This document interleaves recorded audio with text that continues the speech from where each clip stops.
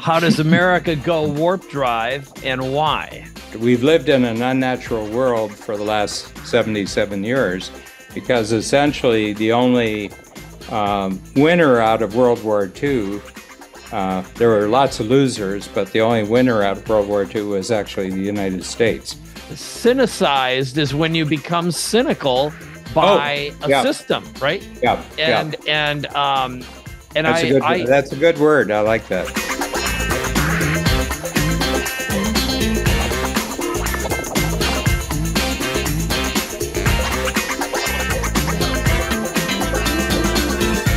Hey, this is Mike Koenigs, and I'm here with my good friend Dan Sullivan, and this is American Warp Drive. One of the things that you know about Dan is he is a big history buff. He's also a huge fan, so am I, of Peter Zeihan, who is an economist and a lot more. And Dan has been rereading his books, all of his books, and he has some great theories on the upcoming massive boom that's going to be happening in the American economy. He's going to give you some great reasons why. So if you're looking for some positivity about what's going to be happening for America, Americans, and American thinking, manufacturing, even education, we tear into that and a lot more in this episode. So all that, check it out. Any rabbit holes? The big thing, I just created a concept, so I read Peter Zeihan's book four times. I've been tearing through it, but I'm not done yet. So well, I've done it four times, and I keep seeing new things that I didn't see before. And this is beyond the 6Ds, because we did the 6Ds episode. We did that last time, but this time I've created what the bottom line is. In all of his four books, and this one, I read two of the books twice, and I read the third book three times. Wow! And the first two, and I read this one four times because I think he's got one of the most original takes on what's happening in the world right now. And he's doing YouTubes almost daily. He's doing YouTubes to bring you up to date with things that are happening in the world right now. And he's just got a unique take that I've not seen before in my previous, let's say, 70 years of really being interested in history and geography and, politics since I was about 8 years old.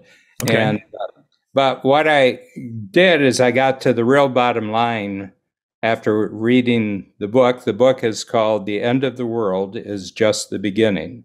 And I recommend on Kindle, or you buy the copy so you can write all over the pages. And he's got great YouTubes, and several of them you can just get his hour and 10-minute overview of the entire book. So if you're not a reader, but you're a watcher, then go to YouTube. And he's really mastered YouTube. He's really good on YouTube, and he's a great writer, but now he's a great presenter. And I find that really unusual that someone who is both a writer and has that same great communication capabilities. But anyway, I'm just going to share with you what I came to, and it was sort of a sub-theme through all the books. And when I got to the end, I said, well, this is a single theme developed over an 8-year period, but you're getting to the same bottom line. And I'm going to tell you what the theme is right now, so we can explore it. And that is, the bottom line is America goes warp drive. Wow. Well, that doesn't go along with the current narrative. So how does America go warp drive and why? Yeah. Well, first of all, the story that Peter Zeihan tells is that we've lived in an unnatural world for the last 77 years. Because essentially the only winner out of World War II, there were lots of losers, but the only winner out of World War II was actually the United States. And the United States just went through a tremendous productivity jump during the Second World War, and they were, it was 41 to 45 for the U.S. Britain, which took a lot of the early hard work, just surviving, but they started in 39, and of course they were closer to the troubles in Europe than the United States was. And the Churchill, the great leader of the UK, wanted to get the U.S. into the war because he knew that once the U.S. got in with their productivity, that the war would be over. And he was thinking about the European war, but in the meantime, the second front opened up in the Pacific with Japan. The admiral who engineered the attack on Pearl Harbor, he was asked, will this win the war for us? He says, no, but it'll set them back for 6 months, and we can run wild for 6 months. But after 6 months, if they're really determined, the war's over. We can't win the war against. And Yamamoto is the name of the admiral. And he went to Harvard. He actually graduated from Harvard. And he spoke English, and he traveled all throughout the United States. He took a train trip from the East Coast to the West Coast, and he just saw the incredible economic capability of the U.S., and nobody else had that. And you couldn't bomb the United States. It wasn't possible to attack the United States. So once they unleashed the productive ability, then then it was only a matter of time, really. And they also fought the war in Europe at the same time. So they had a double war. They had about, I think the total was somewhere around 15 million that were in the armed forces during the Second World War. And it was just sheer productivity and logistics. They could produce everything that was needed, and they had the logistical power to actually get stuff where it was needed, just when it was needed. And they also produced all their own oil. They were self-sufficient and unlimited amounts of productive capability. So anyway, so the war ends. The bombs are dropped in August of 1945. The European war had finished about 3 months before that in May. And there was just one country standing. And about a year before the war ended, the U.S. was already saying, what's the world going to look like after the war? So they invited 44 countries to a place called Bretton Woods. It's a big mountain resort in New Hampshire. And they planned out what the game was going to be. And there was going to be 3 rules. The dollar was going to be the reserve currency for the world. Okay. The British pound had been the currency, but they were bankrupt. The 2 wars, they had 2 very expensive wars, and they were bankrupt. Little country too, compared to the size of America. The other thing was that the U.S. would loan any amount of money to countries that wanted to rebuild their economy, and that they could sell their products without tariff into the United States. The United States would buy all their products. Okay, so the U.S. loaned them the money to rebuild their economies, and then they produced, and they would allow the products that they manufactured. And not only that, number 3, the U.S. Navy would protect all the sea lanes in the world so that nobody had to worry about their shipping being interfered with. Now, does that sound like a selfish deal? Yes. It's a great selfish deal. But it's a very compelling offer. It's an extremely, here's the deal. Stabilized currency, free money, and protection, and no taxes. The biggest market in the world. It's a no-lose deal for all sides, I would assume, unless you're the one who's paying. It depends what the interest rate is on one hand too, but still, that's if you're a good capitalist, you're going to take all that into account, right? Yeah. Seems to me there was one condition. There was one condition. Any country that accepted the offer had to align with the United States. Russia's the bad guy. Stop the Soviet Union. So that was the deal. It was we'll guarantee prosperity if you enter into a security pact with us. Yep. And it went along. It went along late 40s, 50s, 60s, 70s. And then you got into the 80s, and actually 89, starting with the fall of the Berlin Wall in November of 1989. And then you get to December of 1991, and without asking anyone's permission, the Soviet Union quits. Yep. But the rest of the world said, don't take any notice, pay no attention to the enemy no longer being there. We like the deal. And the thing that the people don't realize is that the United States didn't make any money on this deal. Okay. Everybody else made money on this deal. What the United States got was not having to send 15 million of their people over to fight another war. They fought some smaller wars, and more they sensed that the other countries weren't grateful for what had happened, and they started talking about how the European Union was going to replace the United States, and and everything. And the Americans took it personally. They just said, we don't like this. You ungrateful bastards, you. Yeah. And and countries don't have friends. Countries have interests, and countries, countries act the way that they're going to act. But anyway, the thing was that American workers paid for this because their jobs went overseas. And the American taxpayers paid for all the expense of this.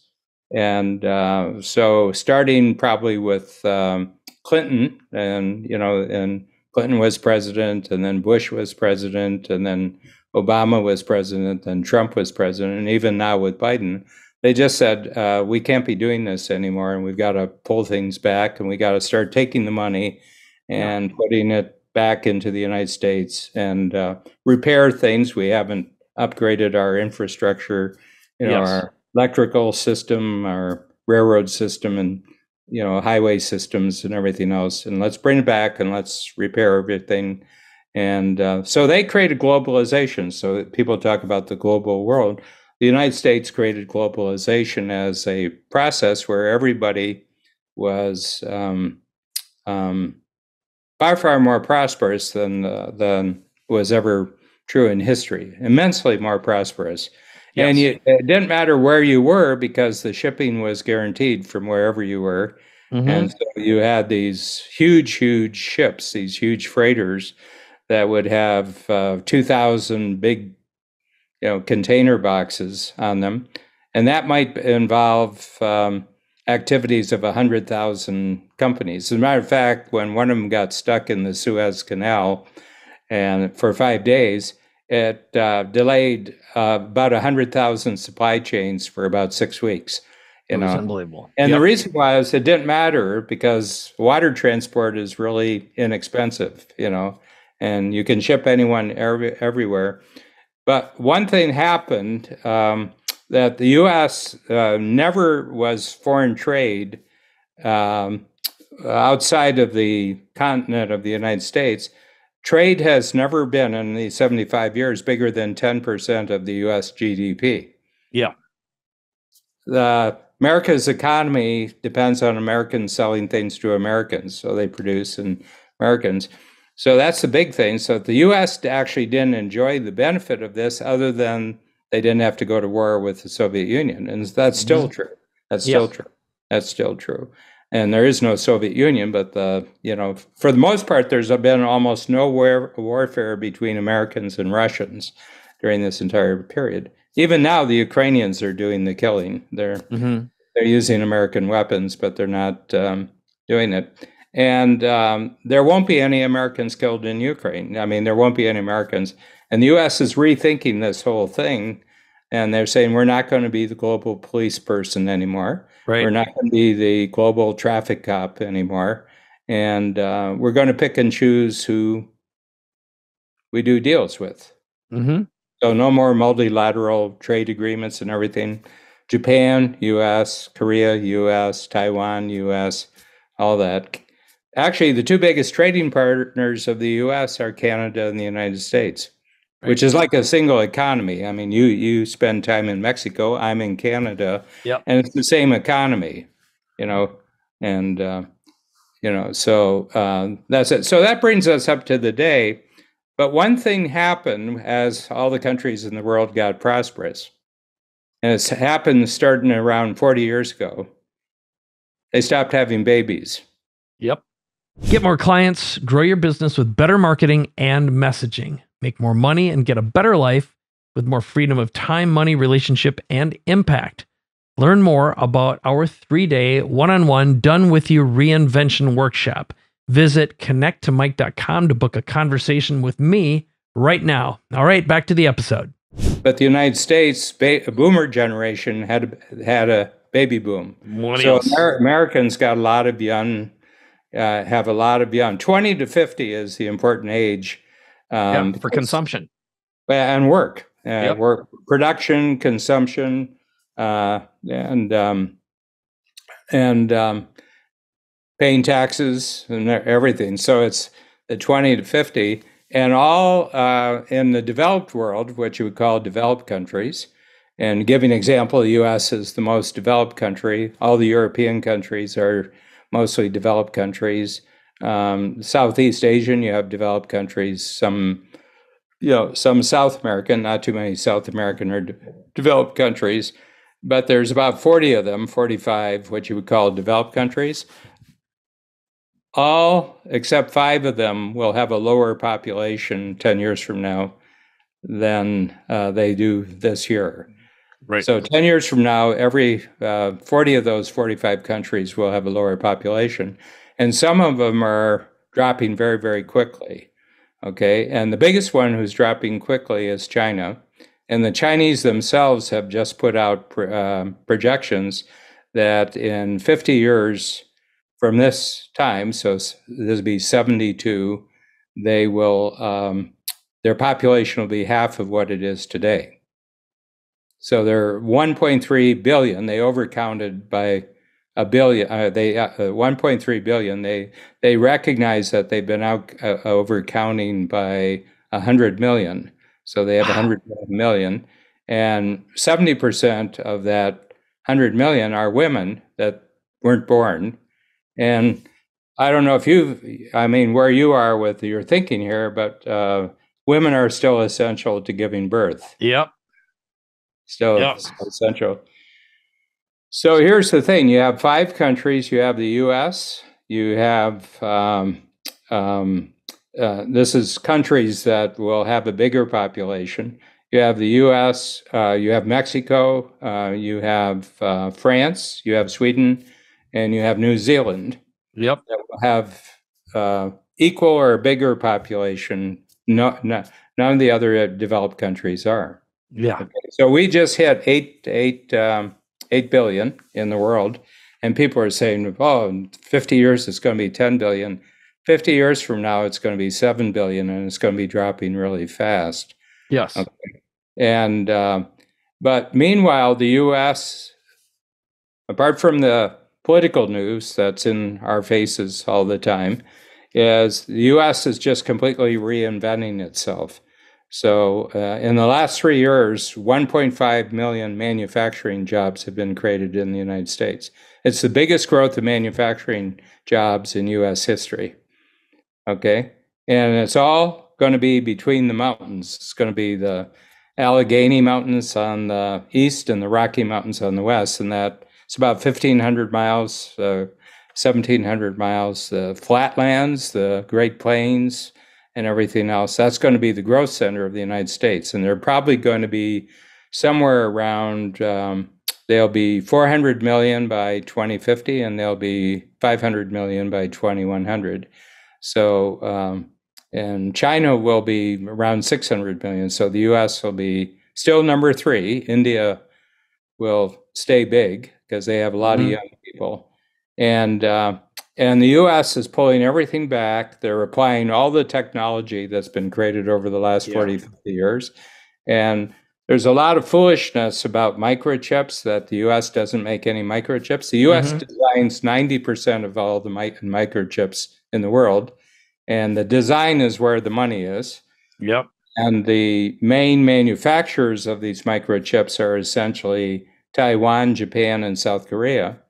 But from a dollar standpoint, half the microchips in the world are already created in the United States. They're already manufactured in the United States. Half the value of microchips every year, half of it is American manufacture. Not the total number of microchips, yes, but the dollar where the money is in the United States.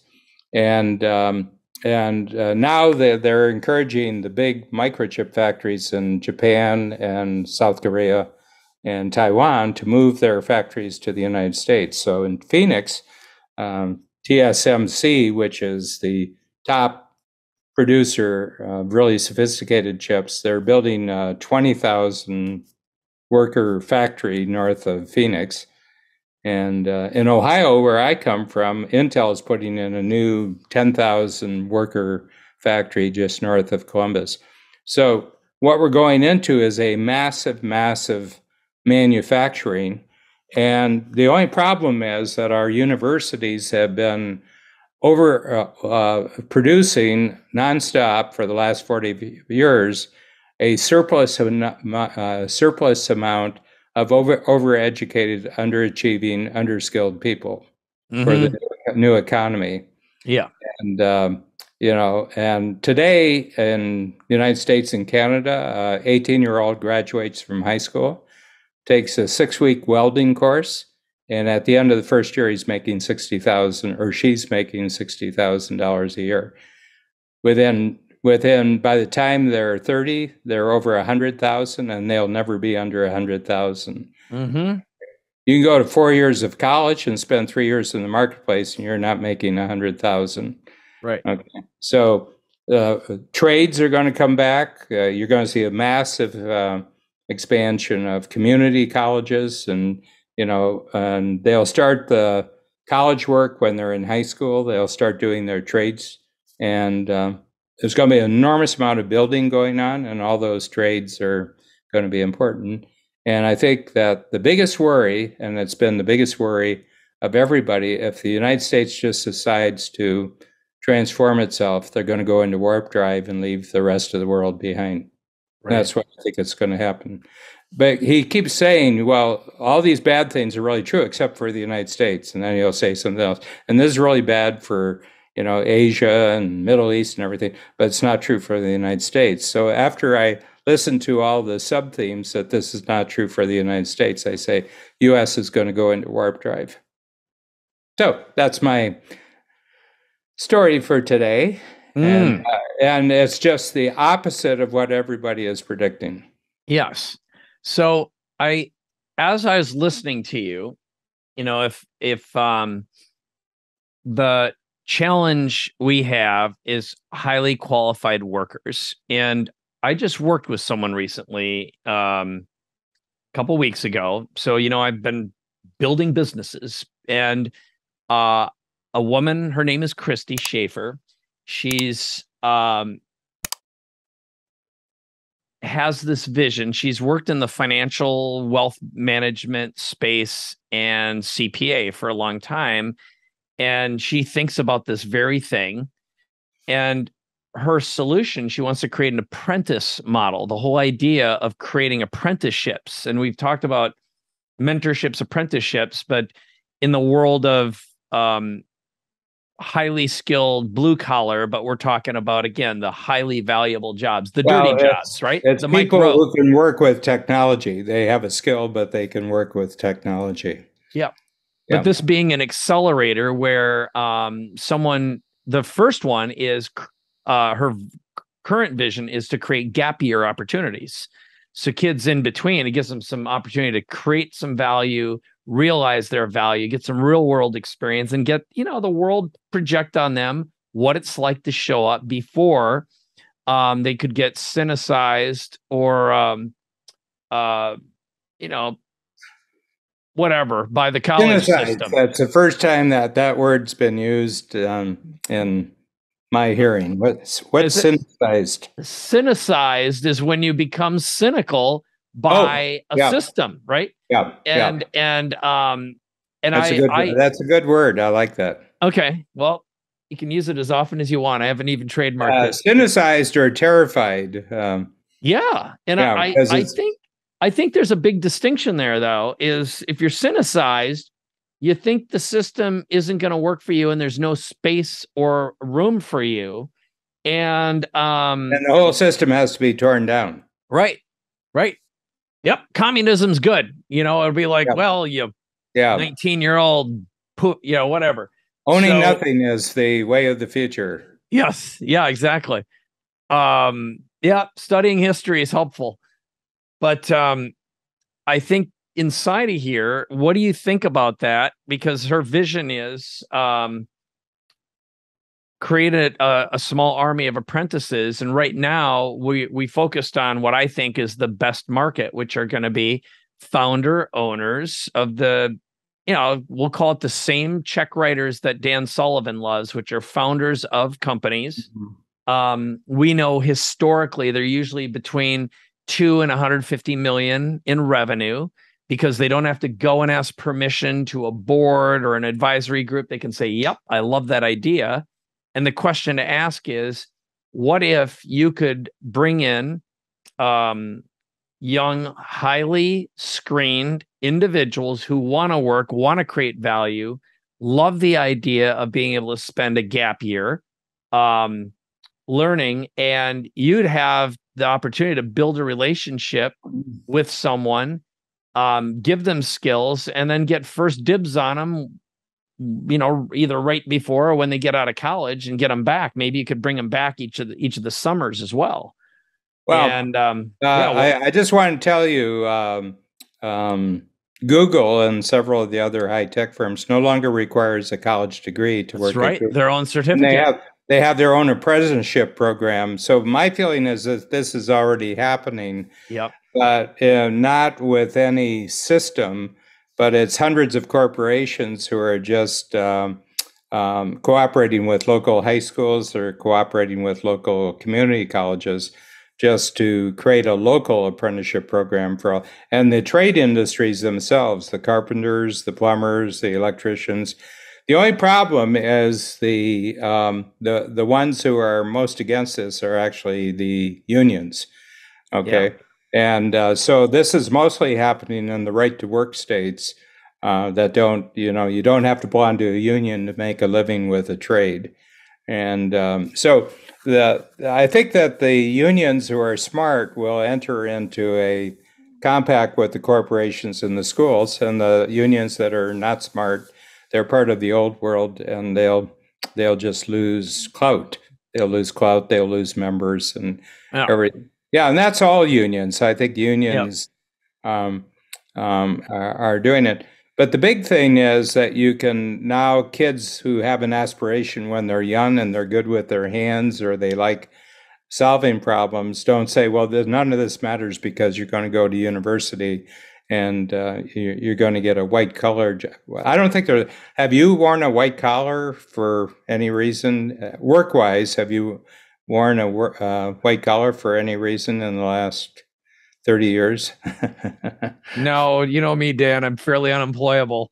And I prefer to spend my time with those of us who are unemployable. Yeah. So yeah. Yeah, I mean, this is my work uniform, it's it's a Uniqlo t-shirt, and they're wonderful. They're long sleeve, and it's $26, and they last forever, and they're it's every great. So this is my take, that the bottom line of, and he said this will really start showing up near the end of the 20s. He said this is going to be a tumultuous decade. He said all hell is going to break loose during this decade, because all these structures that have been built up over the last 75 years, thinking that it was just a kumbaya world, they're collapsing.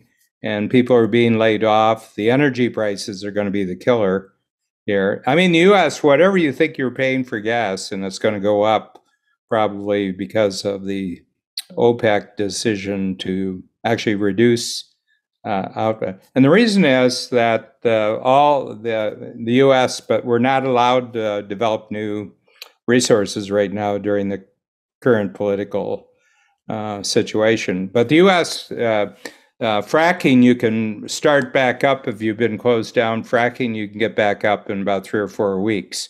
Yep. Yeah. So my sense is that all those who are living in this part of the world and they're optimistic, they have very good reason to, because mighty forces are assembling, and but not everywhere. I mean, if you want to stay part of the old game, it's not going to be good. Yeah. Well, I like to joke about this, but I'm sure this isn't an always statement, but in my opinion, it's a usually statement. So fundamentalist religions and unions have something in common, because they basically prevent dumb apes from eating their own poop, and they create tax bases for themselves. So, well, that's basically it's a non-productive. They're non-productive monopolies. Yeah. Yep. Yeah, they can stop things, but they can't start things. Innovation's not their friend, or examining oneself. So usually they perpetrate bad behaviors and bad things for their own self-preservation. Yeah. And I'll tell you who a lot of the skilled tradespeople are going to be. They're probably second generation Mexicans. Yep. Who are they're U.S. citizens, and they've mastered English. Okay, yep. They've mastered English, because the record is right now, of all immigrant groups to the United States, Mexicans assimilate faster to U.S. culture, yep. And they want to be Americans. They're totally in favor of the American dream. Yeah.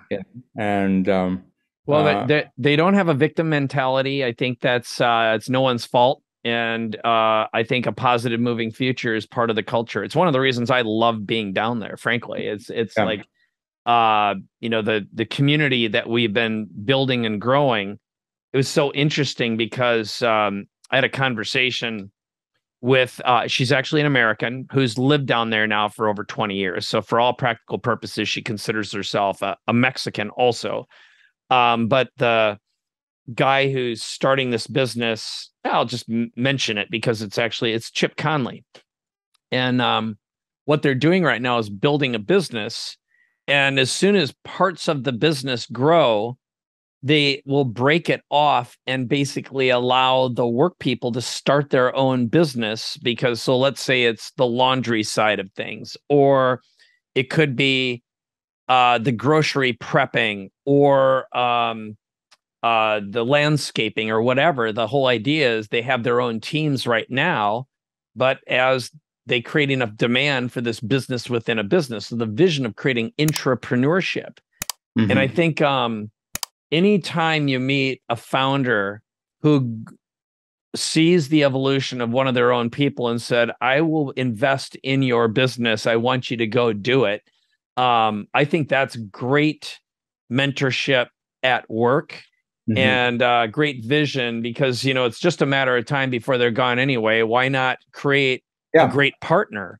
Yeah. And I see that from a cultural perspective too, is I'm with you. I live in San Diego. This is home of lots of Mexicans, and it's our best labor force with the best attitude. And the ones who hustle are the ones who succeed. And I completely agree too with the integration. One thing that every Mexican I know who speaks great English, they learned it by watching cartoons. Yep. They consumed a lot of American media, so they're by nature Americanized in their thinking and their behaviors. And I mean that in the best way, not in the worst way possible. Well, America is not an ethnic culture. It's a belief in certain ideas. Yep. So I mean, we're all immigrants, including the original. They were immigrants from Mongolia. Yeah. And so the whole point is that I find, like, I've lived in Canada for 51 years. So I've got, and Canada is also an immigrant country now. Yes. And it was more British than the U.S. was, but it's, Toronto, where I live, is 6.2 It's about 6.5 million. The GTA, what's called the Greater Toronto Area. And when I moved here in 1971, it was 2.2 million. Now it's almost 3 times. And 60% of the population was not born in Canada. So out of the 6.6 million, so 4 million of the people, and that would include Babs and me, we weren't born in Canada, but we live in here. So, it's like 70 different languages are spoken in Toronto. There's, and you hear it every day. You're out there, and and they come in all shapes and sizes and colors and everything else. But this was big opportunity. They came for a big opportunity. And I think the Mexicans have spotted this. And Mexico is the most perfectly geographically positioned country in the world that's not the United States, because it's a younger population. A lot of the lower cost labor can still be, although they're fast ascending. Mexico is fast ascending. And actually, the border problems right now are not Mexicans coming over, it's Central Americans. Honduras, Nicaragua, El Salvador, that's there. And the parents want their children in the United States. But American warp drive. That's my thesis. That's my thesis. Well, I'll say I've been tearing through. I'm ashamed to say I didn't finish. I didn't know we were going to be talking about this book, but I'm not done with The End of the World is just the beginning. But I love the story. I love the premise. And when I looked through everything that I've read so far, it just makes intuitive sense. Nothing about it seems misaligned, out of line. And if there's one thing about American culture, is our adaptability, our willingness to accept new tools and technology by and large. And there are no problems we can't innovate our way out of. And this, we are entering, if there ever was, like, if you think, what's the most important skill set and mindset that we need right now, it's adaptability and innovation. And power, as we know, and energy is something we can find technology solutions for, and we are. Food production, population growth. I mean, the concern right now will be how quickly can we make sure our environment is clean? Because I think the one thing that I would pay pretty close attention to: toxins, soil, water, oceans. I live in the ocean. I've seen the changes, whether it's, whether my perspective matters or not in the grand scheme of 10,000 or 100,000 years is a debate, right? But what we do know is that there's shifts going on, and we're seeing more crud.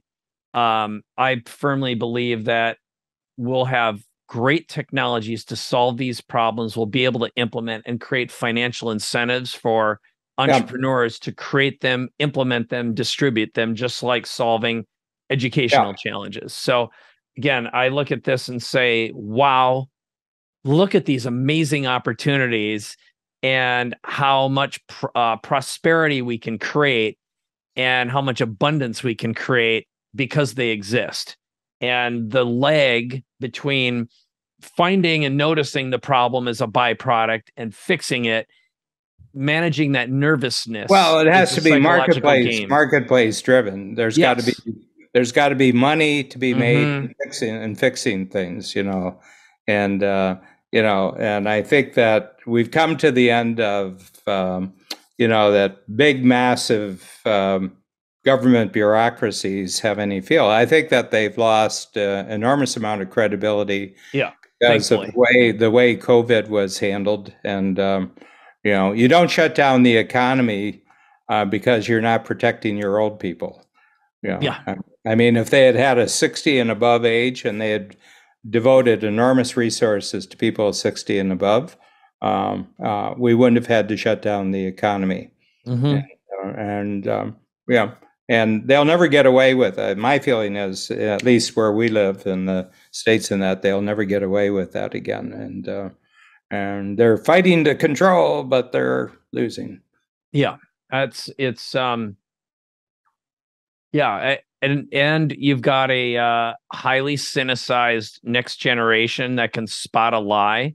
That's one thing I notice in Gen Z, and my son's part of it is, man, they ask questions and they don't just assume it's true, and they live in the world where a high percentage of the content they consume they know is distorted, and yet, it's what they grew up with. There's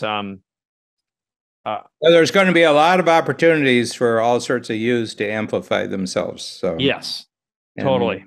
Yeah.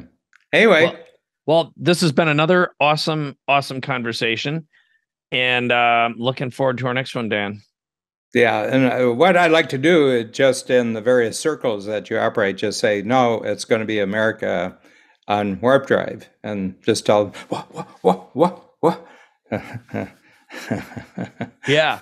So, yeah, I mean, do you think it should be America goes warp drive or America on warp drive? I just call it American warp drive. Okay. Like, the whole thing is, and that's go boom. Yeah. Okay. I'm excited. All right. Thanks a lot, Mike. Another great episode. So, as usual, share this with anyone you think might benefit from it, and we love your feedback. So make sure you post that on iTunes and the other platforms you'll find us on. Till then, check out our show notes for the links to the books and the other material we provided for you. See ya. Okay, Mike.